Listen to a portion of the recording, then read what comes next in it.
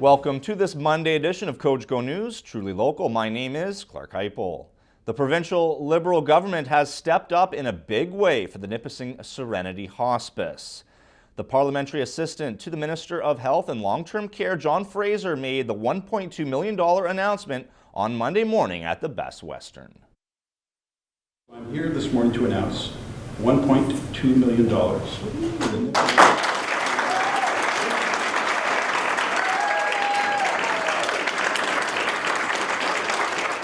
That is John Fraser, the parliamentary assistant to the Minister of Health and Long-Term Care at the Best Western on Monday morning. $1.2 million to the Nipissing Serenity Hospice capital campaign. We needed to do more to support hospices and communities that wanted to build hospices. So that's why we have the capital program. And what it does is it helps to support those communities that need that little bit extra to kind of get over the top. You know, hospice is community-based. That's what makes it strong. It makes it strong because the community contributes not just their dollars, but their time and their effort, and they come together to make sure that we take care of each other at a really vulnerable time in many families, people's lives.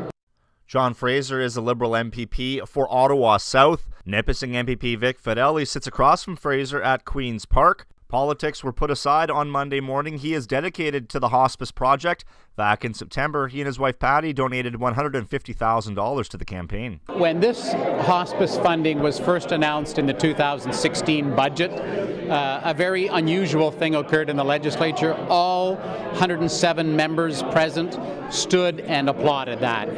This is not a partisan issue, not a political issue. This is all about being able to die in dignity, and I think we can all agree that that's important for every family in Ontario. So this was a very good day for North Bay. Chair of the Board of Directors of the Nipissing Serenity Hospice, Mathilde Gravel-Bazinet, was beaming with happiness on this Monday morning. It's a breakthrough. It's that we were at a juncture now that we really needed to have provincial funding so that some of our other potential major donors would come forward. And this has really been, the breakthrough. And I know that we are going to be able to raise significantly more capital funding because of this support from the province. The hospice's corporate fundraising committee member Dave Mendocino emceed the event. He brings us up to date on where the current campaign sits in terms of finances raised. We're going to need $6.5 million to build.